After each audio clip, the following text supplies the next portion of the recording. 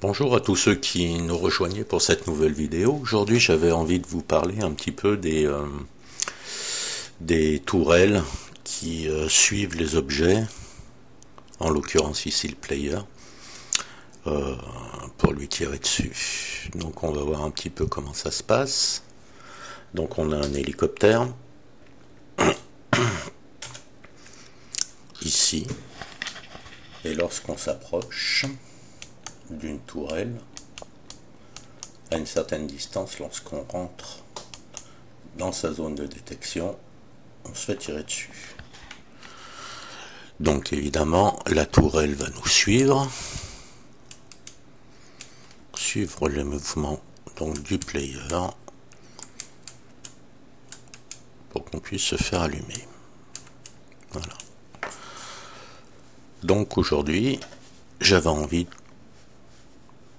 qu'on puisse voir un petit peu comment réaliser ce genre de choses. Donc on va s'intéresser à un asset gratuit d'une tourelle qui est classique, on voit ici, donc qui est composé donc d'un corps et d'une tête. C'est cette tête-là, cette tête amovible, qui va suivre le player et à l'intérieur duquel donc on a mis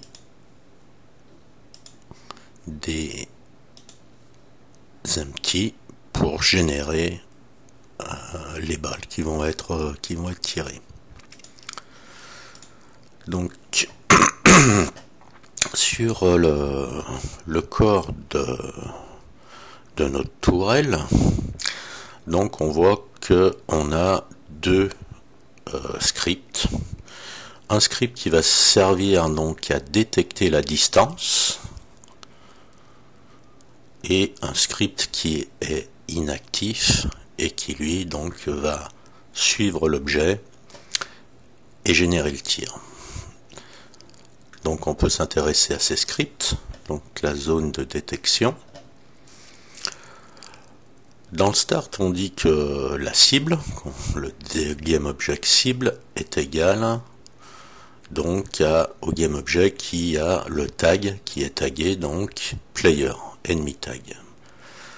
Le fait d'avoir mis ici string enemy tag, l'avoir défini, ça permet de pouvoir utiliser le script. On aurait pu le mettre en public et pour être sélectif sur en fait la cible à sélectionner. Donc ici c'est le player avec le tag player. Ici si on prend player, donc il est tagué player. Donc il prend les informations de son transform sur lequel on va calculer donc la distance entre donc la tourelle et notre player. Si cette distance est inférieure donc à la distance qu'on a définie, là j'avais mis 40, mais dans la réalité du jeu on a mis 25 je crois. Voilà. C'est ce qu'on voit en rouge ici en fait. Voilà. Donc si cette distance est inférieure, à ce moment-là, tout bêtement, on va donc activer les scripts track bullet qu'on retrouve ici et en enfant lodge bullet qui est là. Donc on les met à enable. Et si la distance est plus grande, donc à ce moment-là, ils sont de nouveau désactivés. Alors ça sert à quoi de faire ça? Ça sert, si on ne le faisait pas, en fait, il tirerait tout le temps, quelle que soit la distance. Alors que nous, ce qu'on veut, c'est qu'il nous détecte à une certaine distance. Voilà.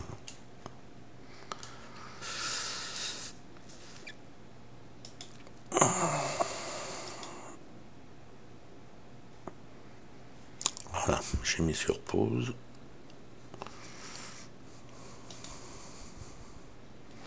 Là, on va s'intéresser à ces scripts. Donc celui-ci, on l'a vu, il n'a pas de difficulté particulière. Donc on va maintenant regarder le script track bullet, celui-ci. Donc on voit que de nouveau, on définit une cible, puisque en fait on active un nouveau script, donc on va redéfinir la cible, player, on va redéfinir le périmètre, et puis donc ensuite on va animer. Donc dans l'update, on va créer donc une variable qui s'appelle distance de l'ennemi, comme on l'a vu tout à l'heure, hein, qui est la distance entre la cible et la position de la tourelle. Et on va aller donc à lockOnTarget si cette distance est plus petite que celle qu'on a définie plus haut là. Voilà. Donc lockOnTarget, on va définir un vecteur direction, c'est-à-dire entre le vecteur ici Z et celui de notre hélicoptère. Donc en fait, pour faire un vecteur direction, on fait la différence entre ce qu'on veut, donc la position de notre cible et la position de l'objet. On obtient un vecteur qui indique donc dans quelle direction la tourelle doit bouger. Ensuite, on dit que le quaternion look rotation, donc en fait, on l'a nommé comme ça, hein, il pourrait s'appeler autrement, donc va aller dans cette direction là qu'on a définie, ce vecteur 3 qu'on a défini. Et enfin, on va agir sur la rotation, où on va donc aller de la position de départ jusqu'à la position de la rotation désirée, en utilisant donc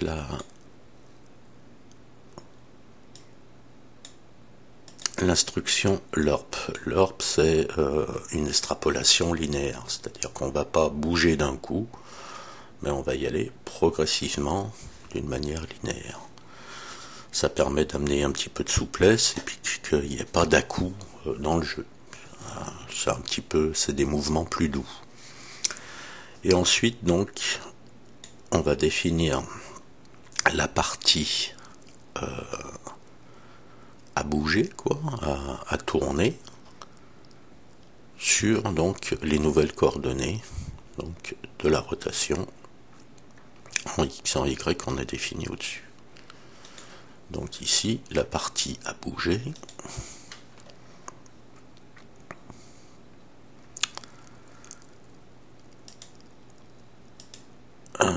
La partie à bouger ici, part to rotate, c'est cette partie-là. C'est cette partie-là qui bouge. C'est important quand vous, sur ce genre de choses, quand vous allez télécharger l'asset, que ce soit celui-là ou un autre, que vos tourelles aient deux parties. Une partie amovible qui bouge, en haut, en bas, et puis une partie fixe. Parce que si vous définissez pas la partie qui bouge, c'est tout l'objet qui va tourner, et là, ben, ça va être moche, quoi.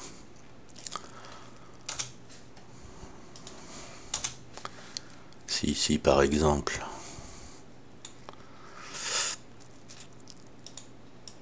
dans ma tourelle, je disais que ce qui bouge, c'est la tourelle entière, à ce moment-là, on va voir que, ben, en fait, c'est tout l'objet qui va tourner, et ça va, voilà. Donc là, autant dire que c'est pas l'effet recherché. Voilà. Voilà pourquoi on va on va définir uniquement la tête. C'est la tête qui va bouger. Donc une fois qu'on en est là,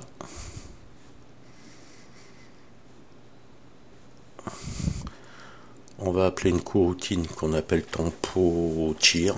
Je vais appeler ça comme ça, c'est-à-dire qu'en fait toutes les 0,2 secondes, on va mettre le tir à vrai.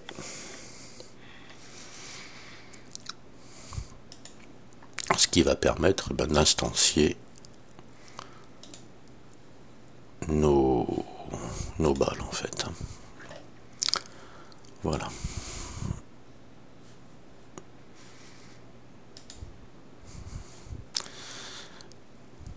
Et nos balles, on va les instancier grâce au script Lodge Bullet, dans lequel donc on définit le GameObject balle, voilà, qui va ressembler à ça. On va définir donc notre muzzle flash, pareil, qui a été téléchargé donc sur un asset gratuit, et on va définir donc nos deux empties dans lesquels donc les balles vont s'instancier en fait. Voilà, pour qu'elles partent du bout du canon.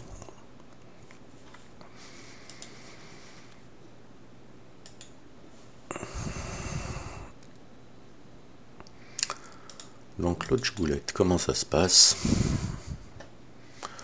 Il n'y a pas de difficulté, c'est des scripts qui sont assez classiques. Donc on définit une cadence de tir, on définit un temps à 0, donc notre temps s'incrémente à chaque frame, time.delta time. On nous dit si trackBullet.tir est vrai, c'est-à-dire ici le booléen passe à true, et que la cadence, le temps est supérieur à la cadence de tir, à ce moment-là, on remet notre temps à 0 et on instancie la boulette 1 et la boulette 2, puisqu'il y a 2 slots en fait. Et on va dire quoi? Donc on va dire qu'on instancie le GameObject qu'on a appelé ma belette. Au slot 1, donc il y a la position du slot 1 et du slot 2, et ensuite à la rotation ici de Herd, puisque en fait si on ne le faisait pas,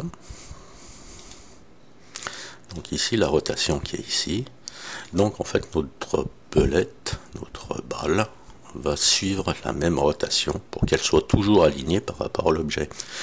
Si on ne le faisait pas, en fait on pourrait instancier des objets verticaux, des choses comme ça, puisqu'en fait le GameObject, notre balle, si on l'instancie sans rien, il n'a pas de rotation. Donc ça veut dire qu'il sera instancié comme ça, quelle que soit l'orientation du canon. Donc là on fait suivre l'orientation de la balle avec l'orientation du canon, enfin de la tête. Voilà. Donc on instancie tout ça. On prend le composant rigid body de la balle, voilà, qui est là, puisqu'on va agir sur son rigid body pour donc le faire aller. Donc après transform direction.